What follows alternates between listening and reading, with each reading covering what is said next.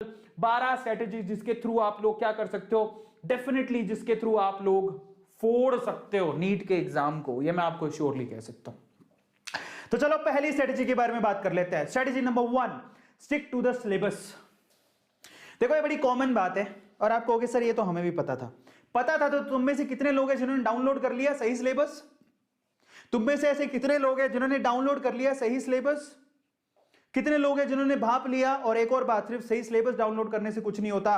कई बच्चे ऐसे होते हैं, अगर आप टॉपर को देखोगे ना, वो क्या करेगा, पहले तो सही सिलेबस डाउनलोड करेगा, उस सिलेबस के अंदर पहले पिछले सालों के पेपर चेक करेगा कि किसमें से सबसे ज्यादा सवाल पूछे गए हैं, वो उसको पता होता है। जैसे अगर आप कोई बहुत अच्छे से तैयारी कर रहे हैं ना, तो उसको मालूम है कि केमिकल बॉन्डिंग, तुम उसके पास जाओगे ना बुक लेके, आपके पक्का ऐसा ना कोई दोस्त होगा जो बहुत होशियार होगा और उसको पता होगा कि कहां से क्वेश्चन आने वाले हैं। ऐसे बच्चे होते हैं, मैंने भी देखे हैं, और इनफैक्ट एक वक्त पे मैं भी था। लोग उनके पास जाते हैं, बुक लेके जाते हुए उनको कहते हैं कि भैया तुम बुक में निशान लगा दो कि कहां से क्वेश्चन आएंगे। उस बच्चे को सब पता होता है। पता कैसे पता होता है? वो क्या करता है, सबसे पहले सिलेबस डाउनलोड करता है। सिलेबस डाउनलोड करने के बाद वो पॉइंट सारे के सारे बुक में से हटा देता है, चैप्टर वाइज देखता है, वो बुक में से हटा देगा जो बुक में एक्स्ट्रा दिए हुए हैं लेकिन सिलेबस में नहीं है, आपके नीट के एग्जाम में नहीं आएंगे, तो डिस्कार्ड करो, उनको पढ़ना ही नहीं है। और उसमें से भी वो इतना स्मार्ट होता है कि उसको पता होता है कि पिछले 15 सालों में, 20 सालों में कौन से ऐसे टॉपिक है जिनमें से सबसे ज्यादा सवाल पूछे गए हैं। तो वो क्या करता है, वो अपनी प्लानिंग इस हिसाब से बनाता है कि मैं सबसे ज्यादा एम्फेसाइज करूंगा उन पॉइंट्स पे, उन टॉपिक्स के ऊपर जो सबसे ज्यादा पूछे गए हैं। समझ में आ गया?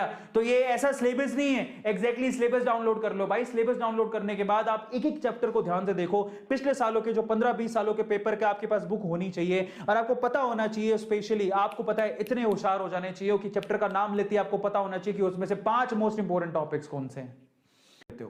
पॉइंट नंबर 2 पर चलता है। Point number 2, set target for each day. किसी टॉपर को पूछोगे ना, किसी टॉपर का ऐसा प्लान नहीं होता है कि मैं, ऐसा कई लोग है ना अनरियलिस्टिक से प्लान बना लेते हैं।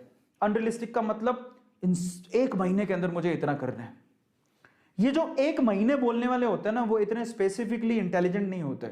कई लोग एक महीने का प्लान बनाते हैं, कई लोग 7 दिन का बनाते हैं। जो वाकई में सही तरीके से पढ़ाई करता है ना, वो पर डे टारगेट बनाता है, हर एक दिन का टारगेट, और उसे अचीव करता है। जब वो हर एक दिन का टारगेट अचीव करता है ना, तो उसका मोरल बढ़ते रहता है और ऐसे करते करते वो महीने में वो अचीव कर लेता है जो उसने कभी सोचा ही नहीं होता। तीसरा नंबर सवाल, managing time, that's most important. अगर आप लोगों में से सवाल पूछ रहा हो कितने लोगों ने अपना टारगेट सेट करके रखा हुआ है, टाइम टेबल बनाया हुआ है, उस टाइम टेबल के हिसाब से वो अपने आप को, अपने पूरे टाइम को, पूरे दिन के टाइम को मैनेज करते हैं। आई जस्ट वांट टू सी।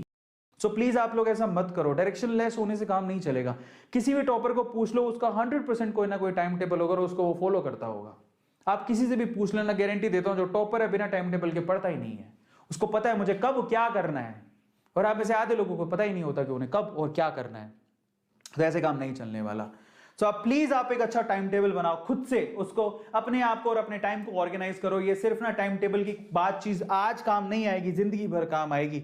आप ऑफिस में जाओगे, आगे जॉब करोगे, अपनी डॉक्टरी करोगे, व्हाटएवर, आपको जिंदगी भर ये चीज काम आएगी कि आप एक शेड्यूल के साथ चलते हो।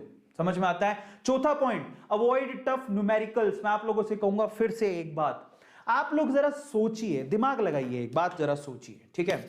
आप बताऊं, एक सुच्ची बात बताता हूं, मेरी बात ध्यान से सुनना।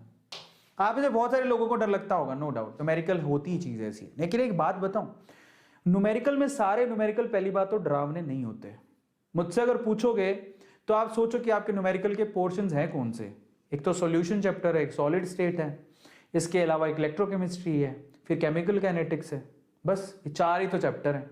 उनमें से सबसे आसान न्यूमेरिकल आते हैं सॉल्यूशन चैप्टर के, और फिर सॉलिड स्टेट के भी ठीक ठाक होते हैं, इजी होते हैं, और सबको पता है कि सॉलिड स्टेट में से सवाल कहाँ से आएगा। सबसे हार्ड न्यूमेरिकल थोड़े से होते हैं इलेक्ट्रोकेमिस्ट्री के और केमिकल काइनेटिक्स के, और केमिकल काइनेटिक्स में अगर आप फर्स्ट ऑर्डर निकालना सीख लेते हो तो वो भी न्यूमेरिकल आसान हो जाते हैं। लेकिन फिर भी मैं आपसे कहूंगा कि आप जरा सोचो कि टोटल 45 क्वेश्चन आएंगे, और उसमें से मैं आपको पहले ही बता चुका हूं कि ऑलमोस्ट 45 क्वेश्चन में से आपको 12 क्वेश्चन के करीब फिजिकल के मिलेंगे। फिजिकल केमिस्ट्री आपको लगता है कि 12 के 12 न्यूमेरिकल होंगे? अगर आप पूरे केमिस्ट्री के पेपर को पिछले ना 15 सालों के आप निकालो पेपर, आप पिछले 15 सालों के जब पेपर निकालोगे तो आप मुश्किल से आप लोग पाओगे कि उस पूरे पूरे पूरे जितना भी पेपर है उसके अंदर 5 से लेके 8 न्यूमेरिकल है।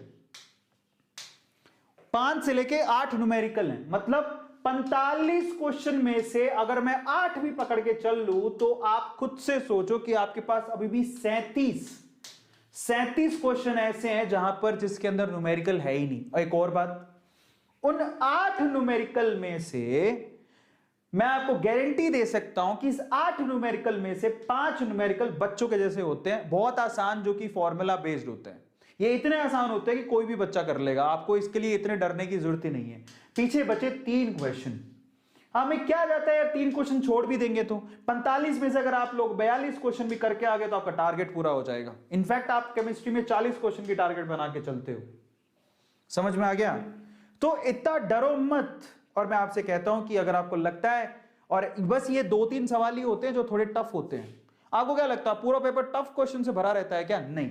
तो अगर आपको लगता है कि 2-3 सवाल टफ होते हैं तो आप टफ में अपना समय क्यों बर्बाद करते हो? बेटर क्या है? बेटर स्ट्रेटेजी ये है कि आप इजी सिंपल न्यूमेरिकल करके जाओ, क्योंकि 8 में से 5 सवाल आसान आएंगे, 3 सवाल हार्ड होंगे, और 3 सवाल के चक्कर में आप अपना दिमाग मत खराब करो।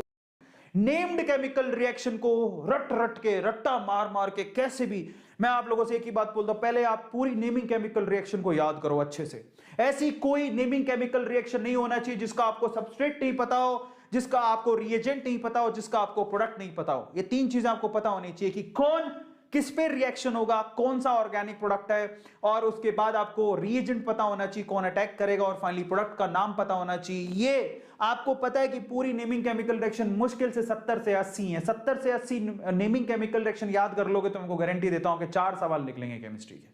4 सवाल 70 से 80 केमिकल रिएक्शन को रट्टा मारने में क्या जाता है बताओ? बार बार अगर आप किसी चीज को, अरे ह्यूमन माइंड है यार, अगर आप किसी चीज को 10 बार लिखते हो तो वैसे याद हो जाएगी।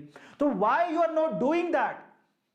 तो अब आगे चलते हैं। आपको समझ में आ गया? ट्रिक टू रिमेंबर बड़ा सिंपल है। नेम केमिकल रिएक्शन की जो नाम है उसको याद करो, रिएक्टेंट कौन है, सबस्ट्रेट कौन है, कौन रिएजेंट है, कौन प्रोडक्ट है, वो आपको याद होने चाहिए। ये 5वां काम सबसे इंपॉर्टेंट काम करोगे। 6ठा काम क्या करोगे?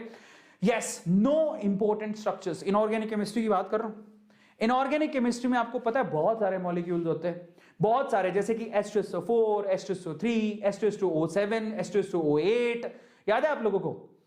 है ना? तो ये जैसे कि H3PO4, H2PO4, H2PO3, H3PO3, ये जितने भी होते हैं उनकी पर्टिकुलर कुछ ना कुछ स्ट्रक्चर होती है।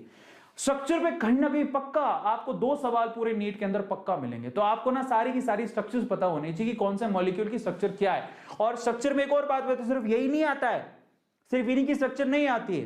केमिकल बॉन्डिंग के अंदर आप पढ़े हो, केमिकल बॉन्डिंग में आपको स्ट्रक्चर्स पूछी जाती है कि IF7 का स्ट्रक्चर क्या होगा। शेप और ज्योमेट्री की बात कर रहा हूं, तो आपको केमिकल बॉन्डिंग की सारे के सारे जितने भी मॉलिक्यूल्स आप पढ़ते हो उनकी शेप और ज्योमेट्री पता होनी चाहिए, और इनऑर्गेनिक केमिस्ट्री के हर एक मॉलिक्यूल की स्ट्रक्चर पता होनी चाहिए। ज्यादातर आपके जो केमिकल बॉन्डिंग का चैप्टर है वो आपके इनऑर्गेनिक केमिस्ट्री से जुड़ा हुआ, क्योंकि यहीं से ही बहुत सारे इनऑर्गेनिक मॉलिक्यूल है जिसके आंसर आपको केमिकल बॉन्डिंग में मिलते हैं। तो आप लोग जितने भी टॉपर है वो क्या करते हैं, उनको स्ट्रक्चर सारी याद होती है, उनको पता होता है कि डबल बॉन्ड कहां क्रिएट होगा, सिंगल बॉन्ड कहां क्रिएट होगा, किसके पास लोन पेयर है, किसकी स्ट्रक्चर कैसी है, टेट्राहेड्रल है, पिरामिडल है, कैसी स्ट्रक्चर है, उसको सब पता होता है। इतनी अच्छी प्रैक्टिस होती है। और बताइए पेट, आपको मैंने 2 टॉपिक ऐसे बता दिए कि 70 नेमिंग केमिकल रिएक्शन और स्ट्रक्चर, इन दोनों से मिला के आप लोगों को 100% 6 से 7 सवाल मिलेंगे। तो क्यों नहीं कर रहे हो तुम? उसके बाद आते हैं स्टडी बाय वेटेज ओनली।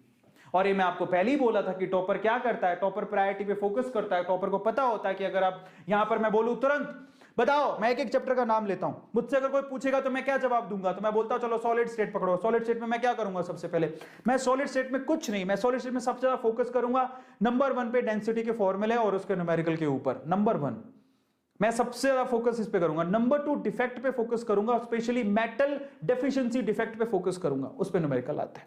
हो गया सॉलिड स्टेट खत्म। दूसरा चैप्टर पकड़ो, सॉल्यूशन के अंदर मैं किस चीज पे फोकस करूंगा? सॉल्यूशन चैप्टर के अंदर मैं रोल्ट लॉ पे फोकस करूंगा, पॉजिटिव और नेगेटिव डेविएशन वाले, मतलब आइडियल और नॉन आइडियल सॉल्यूशन और पॉजिटिव और नेगेटिव डेविएशन वाले आइडियल और नॉन आइडियल सॉल्यूशन के बारे में डिस्कशन करूंगा, उस पे से सबसे ज्यादा सवाल आते हैं। फिर कॉलिगेटिव प्रॉपर्टी पे फोकस करूंगा। कॉलिगेटिव प्रॉपर्टी में सबसे इंपॉर्टेंट कौन सी है पता है आपको? कॉलिगेटिव प्रॉपर्टी में सबसे इंपॉर्टेंट पॉइंट है जिसमें से न्यूमेरिकल आते हैं, एलिवेशन बॉइलिंग पॉइंट और डिप्रेशन फ्रीजिंग पॉइंट। खत्म हो गया। अगर मैं पूछूं आपके इलेक्ट्रोकेमिस्ट्री में बताओ कि इलेक्ट्रोकेमिस्ट्री में सबसे इंपॉर्टेंट टॉपिक क्या है, तो इलेक्ट्रोकेमिस्ट्री में सबसे इंपॉर्टेंट टॉपिक है, मैं आपको सिंपली बताऊंगा, एंड दैट इज जब आप इक्विलिब्रियम में जब आप क्या करते हो, बेसिकली डेल्टा G नॉट का वैल्यू निकालते हो, ठीक है, या इक्विलिब्रियम कांस्टेंट की वैल्यू कैलकुलेट करते हो।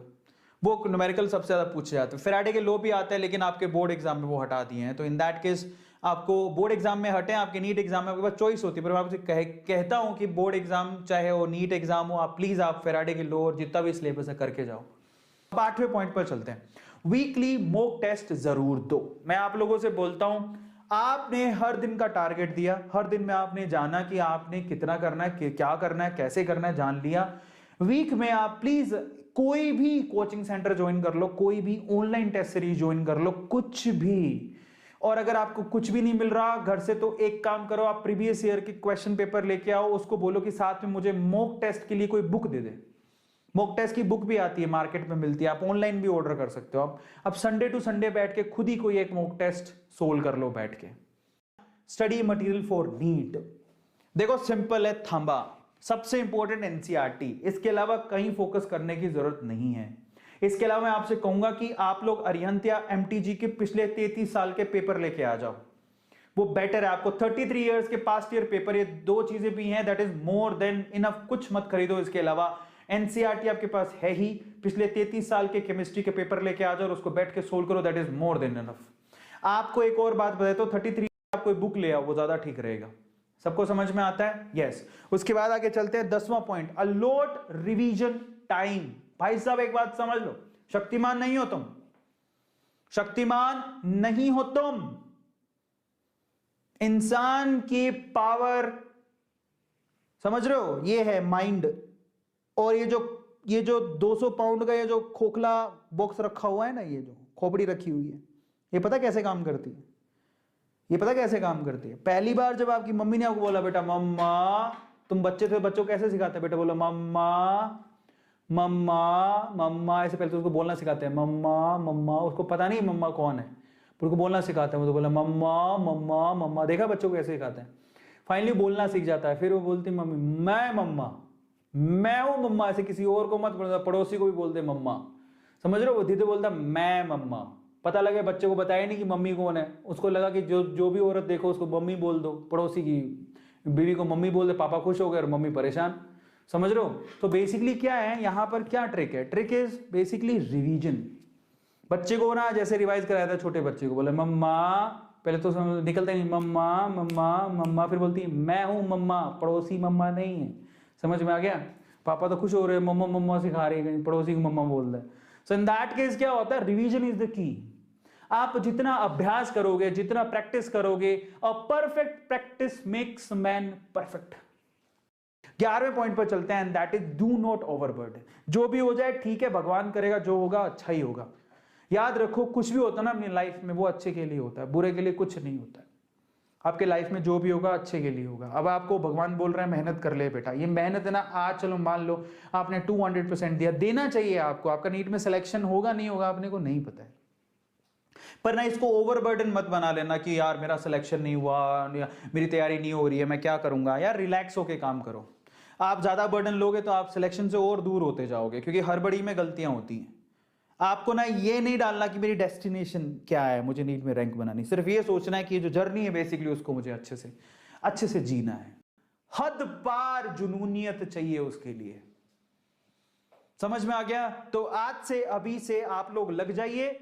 मैंने आपको जो पॉइंट बोले हैं वो आप लोग अप्लाई करिए, आज रात से अप्लाई करिए और फिर चेंजेस देखिए। गारंटी देता हूं आप में जो लेवल का चेंज आएगा, आप हैरान रह जाओगे कि आप भी तोप बन सकते हो, नीट में फोड़ के आ सकते हो।